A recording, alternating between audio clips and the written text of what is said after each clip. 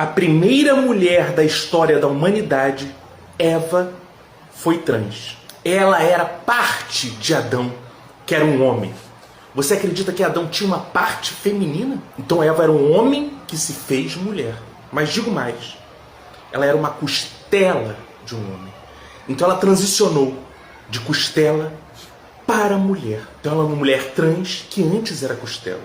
Repare, Eva não tem infância, não tem adolescência. Eva não tem passado de mulher.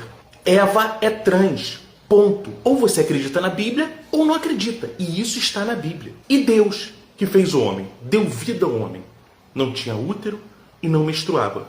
E ainda assim o fez. Eu tenho visto nesses dias muitos cristãos, estranhamente, evocando a biologia. Mas eles não entendem nem da nossa Bíblia. Deixar os comentários com vocês.